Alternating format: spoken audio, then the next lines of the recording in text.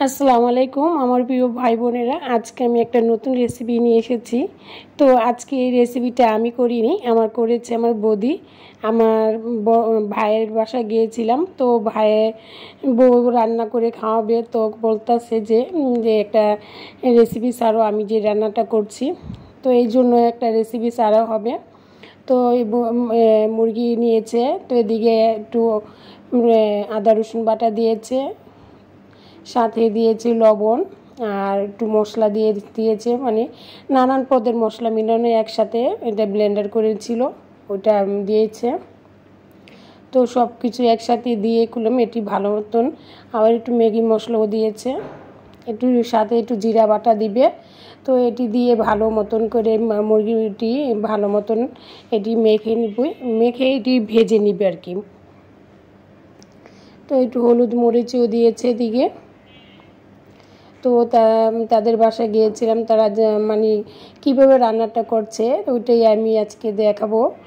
আর যাদের মানে অনেকজনে আছে যে হিন্দু হাতের রান্নাটা একটু অন্যরকম লাগে, তো এই জন্য ভিডিওটা এই জন্য একটু ছাড়া হলো।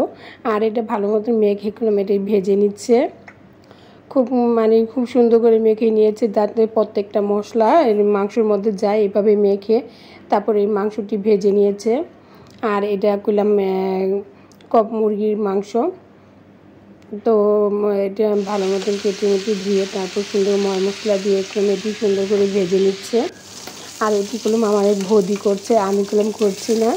তো এই রান্নাটা খুবই সুন্দর করে করেছিল, খেতে অনেকটা টেস্টি ছিল আর এত স্বাদ ছিল, এই জন্য ভিডিওটা বেশি বেশি করে করা হয়েছে, যে না রান্নাটি অনেকই মজা হয়েছিল। আর এদিকে করলাম এই যে মাংসর তেলের মধ্যে যে ভেজে উঠেছে, ওই মাংসটি তেলটির মধ্যে আবার তেজপাতা, তারপরে এলাচ, দারচিনি, যা যা মশলা দেওয়ার দরকার সবই দিয়েছে।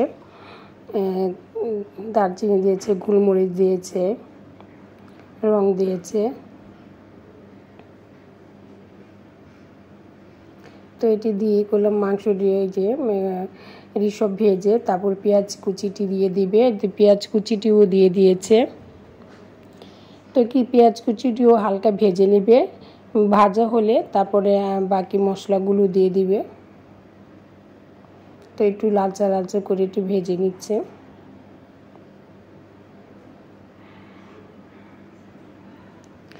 আর এই মাংসটি খেতে আসলে অনেকটি টেস্টি ছিল। আর এটা তো দেখতেই পাচ্ছেন, এটা করলাম আমাদের ঘর না, যেটা আমাদের বৌদির বাসা। তো এই বৌদি রান্না করছে, আমি ভিডিওটা করছিলাম। তো ভিডিওটা করার পরে তারপরে এই যে রান্নাটা দেখছি করছিলাম, খুবই সুন্দর একটা রান্না। একটু আমাদের চেয়ে একটু আলাদা, আমি যেভাবে রান্না করি তার চেয়ে একটু আলাদা রান্নাটা, এই জন্য আমি এই ভিডিওটা করা হয়েছে। দেখুন সাথে করলাম আবার কাঁচামরিচও দিয়ে দিয়েছে। যদি এই ভিডিওটা ভালো লাগে তো প্লিজ একটা লাইক দিয়ে দিবেন আর কমেন্টে জানাবেন কেমন হয়েছে। তো এই সাইডে আবার যে আলু ভেজে নিচ্ছে, এক চুলায় আলু ভাজছে। তো এই ভেজে করলাম আলুটি লালচা লালচা করে ভেজে নিবে, আর চুলায় মাংসটা কষিয়ে নিবে।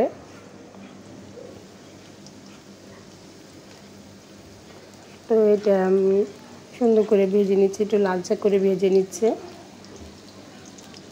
চুলা দুটা বসিয়ে দিয়েছে।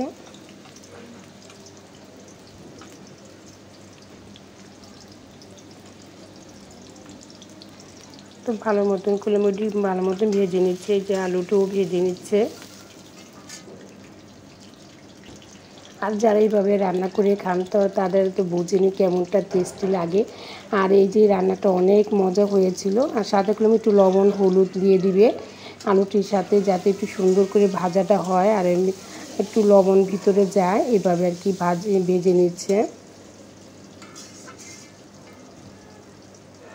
আর এই যে আমার বৌদির হাতে রান্না তো অনেক মজা, আর এই যে রান্নাটাও অনেক সুন্দর করে করছিল, এই জন্য বলতেছে যে তুমি তো ভিডিও ছাড়ো, তো একটা ভিডিও ছেড়ে নিও।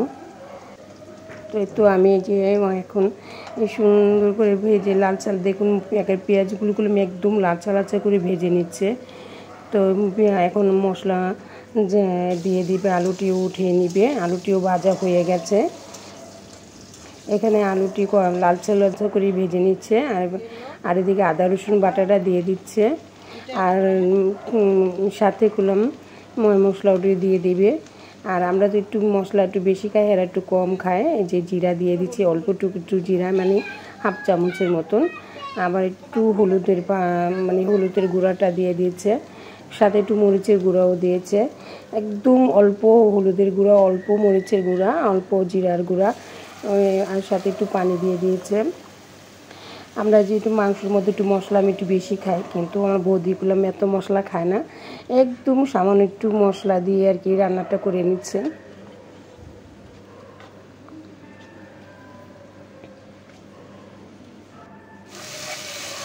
তো ভালো মতন কষিয়ে নিয়েছে।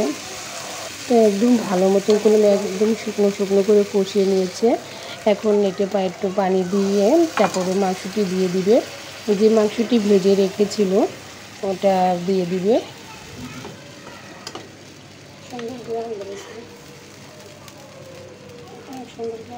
তো এটা একদম বলকানে এই যে মাংসটি দিয়ে দিচ্ছে। তো এইভাবে করলাম, রান্নাটা খুবই সুন্দর হয়েছে। আর তো দেখতেই পাচ্ছেন মশলাটুক কতটুক দিয়েছে, একদম পরিমাণ মতন, একদম হলুদ 1 চামচের মতন, ছোটো চামচ আর কি, 4 চামচের 1 চামচের কম হবে। আর হলুদ মরিচে একদম কম, ঝাল কম আর কি দিয়ে আর কি এটা রান্নাটা করেছে। আর সাথে করলাম যে প্রথম একটু পানি দিয়েছিল, পরে আবার পানিটা দিয়ে দিয়েছে, সাথে আলুটিও দিয়ে দিচ্ছে। আর যারা দিদি এরকম করে রান্না করে খেয়েছেন তারা একদম কমেন্টে জানাবেন যে কেমন হয়েছে। আমি অন্তরে এইভাবে রান্নাটা করি নাই, তো বৌদির রান্নাটা একটু আমার কাছে একটু অন্যরকম লাগলো, এই জন্য আমি ভিডিওটা ছেড়েছি।